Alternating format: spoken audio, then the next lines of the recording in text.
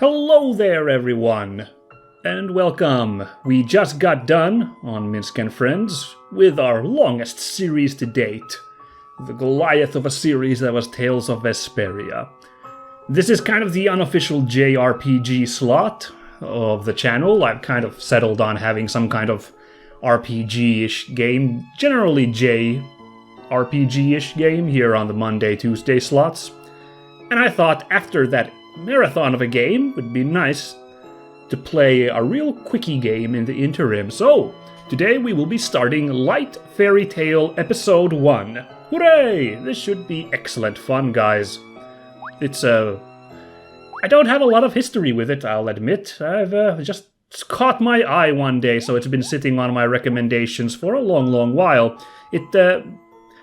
I'll talk about it in a second. Something about it really reminds me of Final Fantasy VII for some reason, but listen, I don't really need to give too much of a preamble because the game itself comes with an instruction manual. Yay!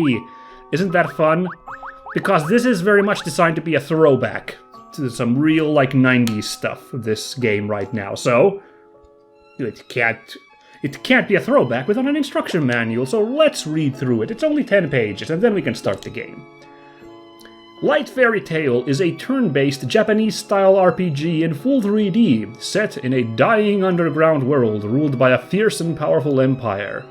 The goal of this project is to bring back the immersion and emotion of 90s-era JRPGs on current hardware, with the expected evolution in both design and technique.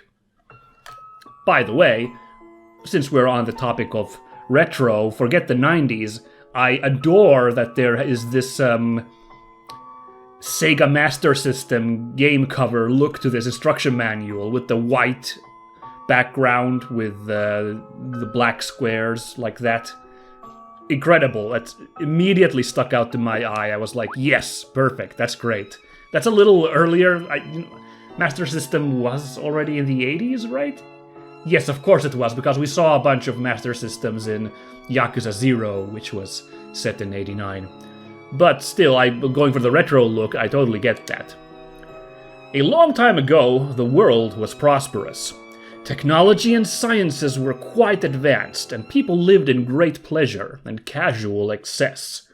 However, this proved their undoing when the world as they knew it, seemingly in an instant, was destroyed forever.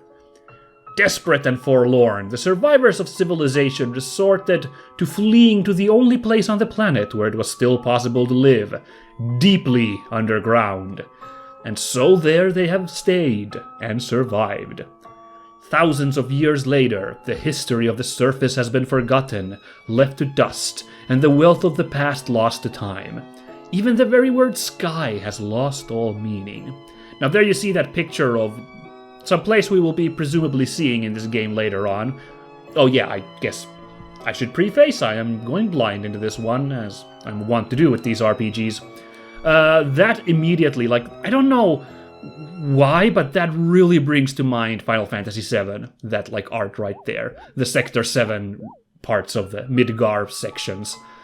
And I've seen a lot of other people comment as well, this is going for a Final Fantasy VII vibe. The description, of course, is very vague itself, because they can't actually name anything copyrighted, but, they refer to 90s JRPGs in general. But a lot of people seem to think of Final Fantasy VII. Certainly the stark blue menu thing is very FF7. The default is stark blue in FF7. And, yeah, also visually, just the pictures I've seen, because the character models, not really, they're chibi, and the Final Fantasy VII characters were chibi as well, but in a different way from this game, I feel, but something there, and also this is very anime, as you can see with these character designs, whereas, well, Final Fantasy VII is very anime too, what am I talking about, but still, different anime style, if you get my meaning. But still something there has to be something there that's pinging that FF7 nostalgia meter, because I'm not the only person who's commented on that.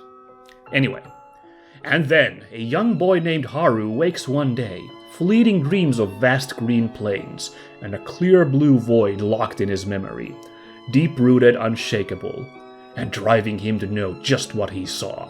Now he must embark on a great adventure in order to discover the mysteries of the lost world, confronting the rulers, I almost read rules, of this dystopian society and beyond, with the aid of a mysterious silver-haired girl. Light Fairytale will span over multiple episodes. A long journey awaits. And, I'm speaking of Final Fantasy VII, that's a vivid memory I have of reading the little instruction booklet of that game back in the day, because it had a description of the plot, how to play, and it had character bios. So we have Haru and Kuroko. Haru, a bit lazy and a lot naive, Haru nonetheless is a kind soul and knows how to handle himself if push comes to shove. His noble heart can move people to do things they'd never dreamed themselves capable. And Kuroko, she might be short and cute, sometimes, but don't let that fool you. Kuroko is exceedingly capable in battle and always willing to step up. She's also fond of technology. Maybe a bit too much. And you can already see the character art here. You see all the masses in the legs rather than the forearms, so that's how you know this is still different from Final Fantasy VII, The Popeye arms were kind of the defining visual element of FF7, weren't they? Now let's have a real quick look at the... give credit to the makers of the game, Neko.works. Neko.works is a one-person indie game studio from France making modern renditions of classic concepts. That's right, there's just one guy masterminding this whole thing. Now, if we look at the credits, there are a lot of people mentioned than just one person, so I'm not sure what in this case it means. Baka Neko is the person behind Neko.works, and the, person behind this game, but I guess these other people are, volunteers and freelancers and stuff, I guess. So, but props to everybody here. So that's also what made me ping, cause this game, it doesn't look super fancy, I'll be straight honest with you, but the fact that one person and, these... some kind of volunteer / whatever made all this is very impressive to me. I always have that, indie game itch of, ooh, it's so cool what an indie game studio can make, even if it isn't, the hottest shit on the market. It's impressive to me. So, that's a good enough opening to what this game's all about. I hope you guys enjoyed that. Oh, one more thing I want to show. Speaking of old school effects, CRT effect. Yes, that looks so good. I love this. I mean, this is of course CRT televisions, of course, keeping in mind. I think of CRT monitors, of course. But still, what a good idea. This immediately I have mad props to the makers of this game for having this option. For your guys' sake, I'm not going to have that on, but believe me, I would so want to play this game with that myself. But I understand I'm a weirdo in that sense. A lot of people do not think there's anything charming about CRT. Now let's just have a crisp, modern look, why don't we? Let's get a new game. Oh, really? I can't pick Kuroko's story right away?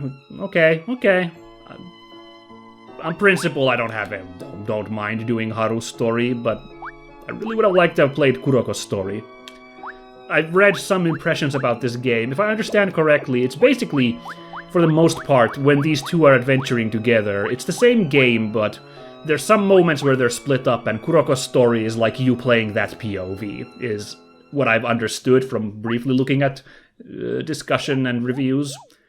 So I'm a little iffy on if I'm gonna play Kuroko's story as well, if it's 50% treading the same stuff, 50% new stuff, but nah. The game is supposedly super short, because again, you can see it's episode 1. Episode 2 should be coming later this year. By the time this video comes out, maybe it's already out, I don't know. But in any case, this is supposed to be a very, very short game, so maybe I can spare the time to replay it as Kuroko once we're done with Haru's story. But let's not jump ahead too much, let's get in there. Here is the mysterious girl then, we heard about in the story description. She fell asleep. Won't escape this time. You'd better make sure of it. Now get going. I like the little old male voice there to tell you a little bit of what to expect from these voices talking. Aha. Oh. Wow, that's really funny. They just busted out immediately after they're talking about she's not gonna escape this time. That's pretty funny to me.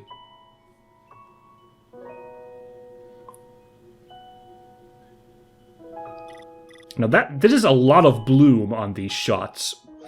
But if this is supposed to be like a dreamlike vision, you know, of this like bygone era, I think the extreme bloom can be forgiven in this case, giving it that kind of dreamy quality, that ephemeral quality, I think is the word I'm looking for.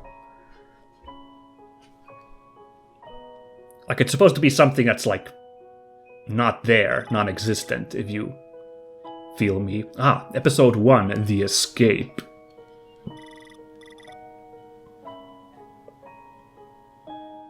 Yeah, so because this is going to be super short, I would recommend if you don't want to just have a bite-sized game, episodic game, you'd wait for other parts to come out.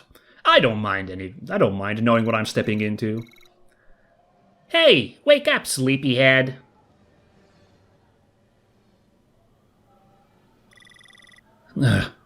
What a strange dream. Oh, that's so cool that we get like music titles there so you know what the song is playing. We got Haru's theme and Kuroko's theme. Yeah? What was it about? The ceiling was really high and blue. There was green all around and just this wonderful feeling. So that literally was a dream. It wasn't just me extrapolating about the bloom. That was what Haru was seeing while daydreaming in this weirdly pleasant underground world. How did they get grass growing down here if it's underground? Blue ceiling? That sounds weird. Anyway, came to get you because there's this strange shop that just opened up in level 2. Sounds like a lot of fun. Let's go check it out. Hey, wait! Kuroko has joined the party. Gosh! Barely getting into it and we've already got a party. Press, options. This is pause menu. For help. Okay. Don't really see any help at the moment. Augmented reality goggles. What? I mean, I'm glad I have these little things here telling you what you can do. Jesus, augmented. Do we have AR goggles already? Wow! That's really neat. That's a really fun way to have a kind of a press for your objectives thing. It's not the craziest thing in the world, but I dig it. Ooh, you can also move a camera around. It's not a fixed camera, although it does look like the camera is very fixed when you don't move it around. So that's a nice compromise, as I've always talked about how I really appreciate fixed camera angles in games. The cinematography of it, so there we go. Now, of course, unfortunately the game does not have PlayStation controller prompts. It doesn't even have any of the options like choose which controller prompts you'd like to have, which I've seen some games do, and I really like that feature. It's too bad this one doesn't have it, so I just have to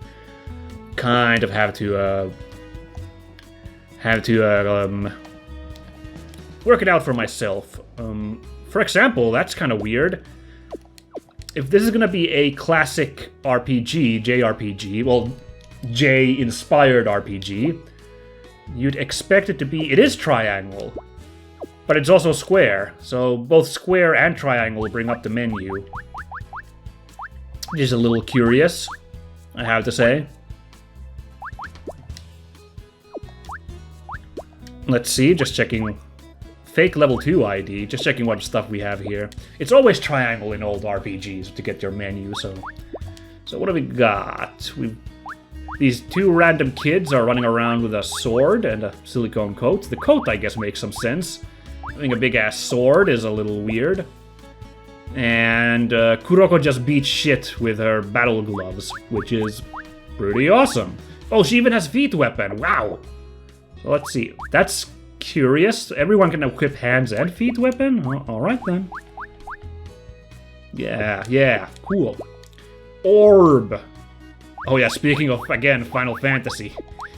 You equip orbs for abilities. So you've got a right hand orb for Haru and a body orb. Seems like we all have lightning orbs for now. No completion. Ooh. Yeah, see, there's shared Haru's story and Kuroko's story. So, again, I'm a little iffy about having to retread a bunch of stuff on a second playthrough, but I'm not gonna worry about it too much. Oh yeah, I guess let's give this tips a real quick. Hi there, Neko.works public relations lead here. Lost? Confused? Lonely? Not to worry, I'm here to help. But before that, have you tried using your AR goggles yet? Just keep pressing the left button anytime on the field. Then look around using the right stick and search for any NPCs or exits. Very handy, right? Don't forget to check your current objective, including the list of events you've cleared so far and what's left. In case you didn't see, the objective menu item is just one step above me. One more tip. Go everywhere, talk to everyone, and check everything. If you really don't know what to do, I'll give you a real piece of advice next time you'll ask, free of charge. I love that there's a hint system in this game. I don't know how necessary it's gonna be, but I really like it. And I really like that the first hint was just like a general introduction rather than immediately spoiling us on something. But, in my opinion, games are more fun and rewarding when you progress on your own. But that's just me. Your call. Oh, I like that. Wasn't too judgmental. It was just like it's really nice to have both of those options there. So yeah, this is actually, I now remember, there is a toggle in Final Fantasy VII, and I think the other PlayStation 1 Final Fantasies, that you can hit that will display where you are on the map and where all the exits and interactables are on the map. So, kind of fun that it's here in this AR goggle thing. It had no in-game explanation in FF7, it was just a toggle you hit to get buttons, and oh my god. What the... Where are you? This looks like it's a kind of crab-walking platform bot. Kind of cool, that. Ooh, there's a lot of ways to go here. That's curious. Also, there's someone hidden behind that box. Wow, these AR goggles really are worth it. First, let's check this shiny thing. I shouldn't touch anything. It's not worth dealing with those soldiers.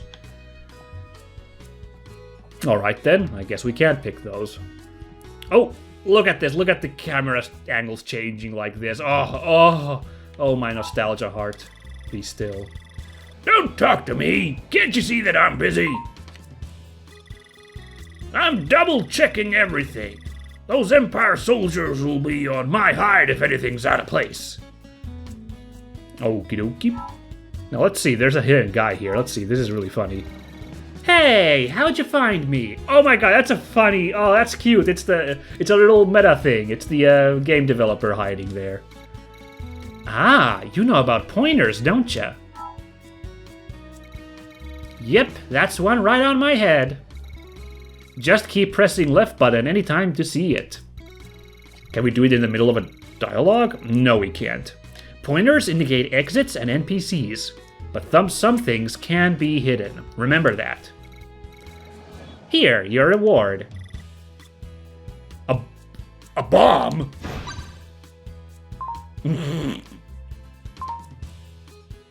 Oh, that's cute. Super. Oh, she's gone. It must have been a ninja smoke bomb. Oh, well, that is a really cute little thing to have to, introduce you to. You know, and a little payoff if you, actually put the time to figure these things out. So there's a lot of places to go. I'm, shocked. There's this much variety to go right away, so let's go this way first. Hey, you two! What are you doing here? Going to level 2, doi. No, you're not. City's off limits. Now get lost. What? I live there. The hell do you think you can...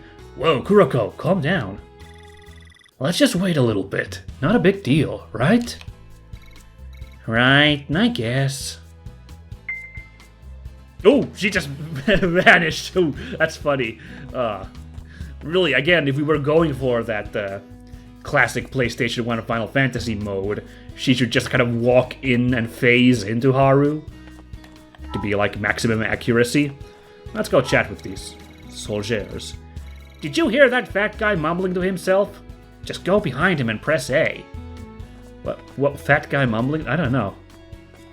Also, a nice little touch that there is a female soldier in addition to a male guy. It's a little hard to tell with these models, I suppose.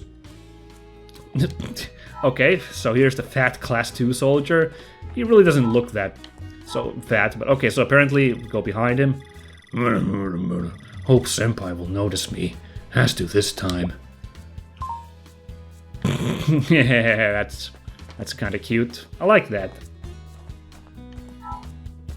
Oh yeah, let's talk to this guy again. Just the fact that there's like a little, like, you get different dialogue in different situation, and you can like get a little clue there on how to get it too. It's just all just little fun little interaction in the world. I dig it. Like I said, the upper city's off limits. Now get out of here. Alright, jeez. Ooh, we can go to the right as well. The general will be here soon. The welcoming ceremony must be absolutely perfect. Oh my god! This must be intentional. It must be a reference to the Junon scene from FF7. I'm sorry, guys. There's gonna be so many times in this playthrough of me going, oh wow, this is like FF7. But like, if they're gonna be sticking stuff like this, I can't help myself. Wow, this is really fun. Like, there is a sequence in FF7 where you have to disguise yourself.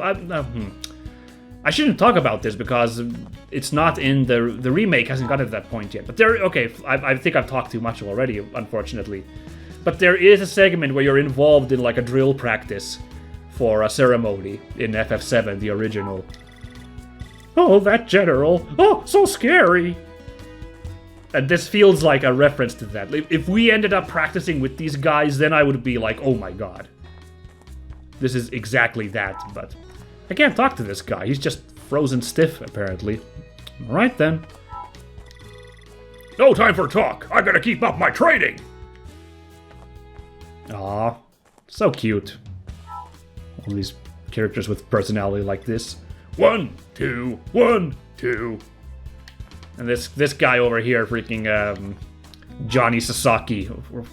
Was it Sasaki? What the heck is the Johnny from Metal Gear? What the heck is his name?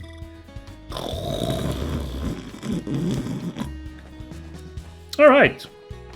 Well, you guys enjoy your cute little drill session. I guess I'll go here first. Oh, a paralyzing amount of choices on where to go to. I guess I'll go here first, then. Ooh.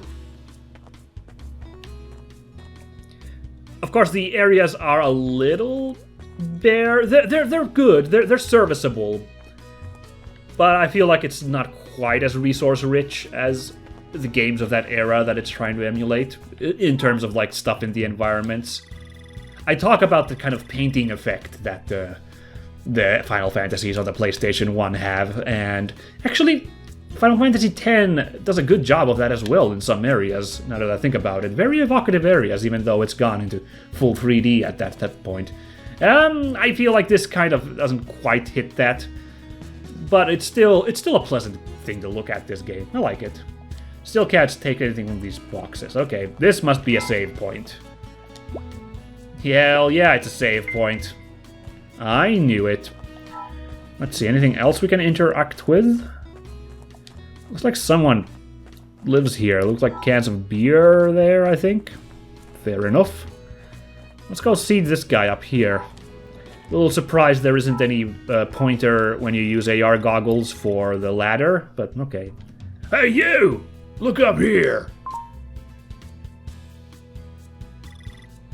That's it. Just use R to look around and right button to zoom in. Easy, right? I can see everything that happens here and no one ever notices me. This is my personal secrets place, so let's keep it between us, yeah? Your personal secret place is right next to the ladder. Just saying. Okay, so hold on. Ooh, yeah, there is a zoom here, although, wow, the camera's really shaking when I'm controlling it with the stick. Ooh, That's a little shaky cam there, a little stressful. We have a keyword. That's curious. I see.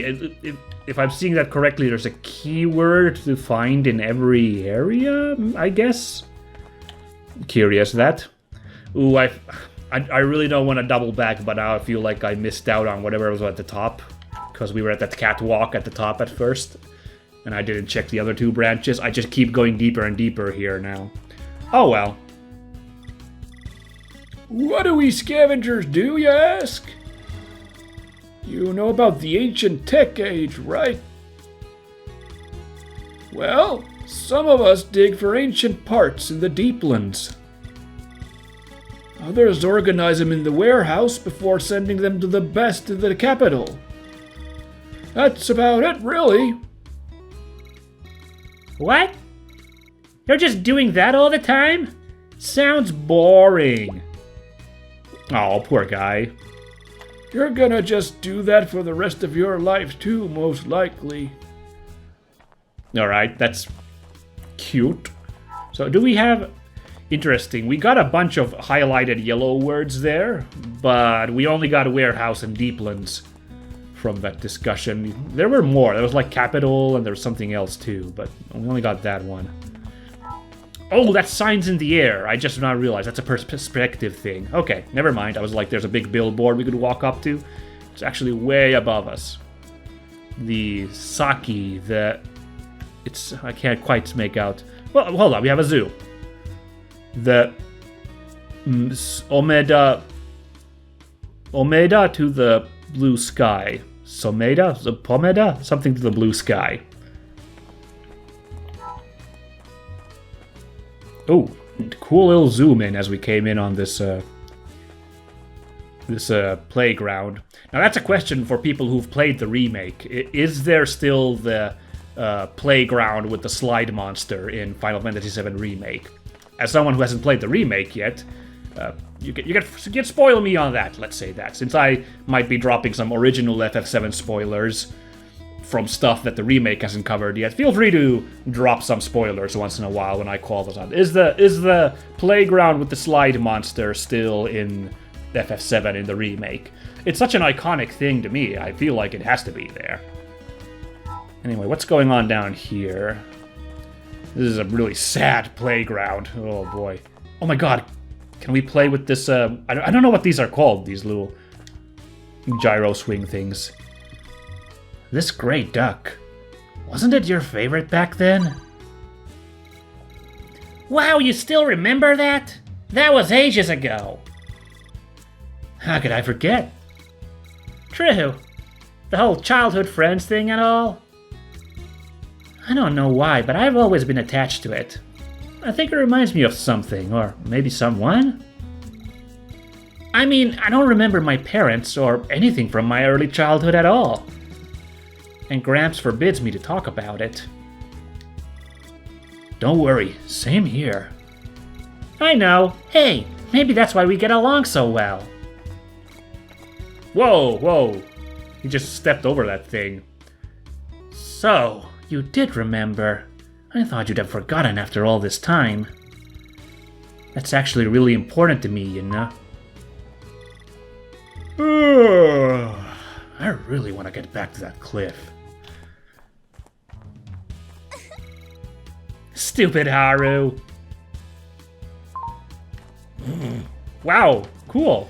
That was a nice little exposition. I like it. And there was no prompt there, so that shows you it pays to kind of look around for hidden prompts. That was very cute. It's not super hard in this game since, like I mentioned, it's not detail rich, which means that interesting objects do stick out. I suppose you can consider that a positive. What is this person here now? Hey, Kureko! Did you confess to Haru yet? Stop! Confess about what? Oh, nothing important, really. It's just about... oh right. Remember that jumbo candy bar of yours that you lost a couple of days ago? I kinda ate it. Wait, what? That is important to me. I knew you did it.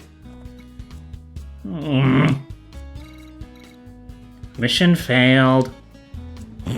That was really funny. Okay, so they are in fact, okay. I thought like maybe they're going for the whole childhood friends, but one of them has a crush secretly thing. Okay, they spelled it out really early that that's the case.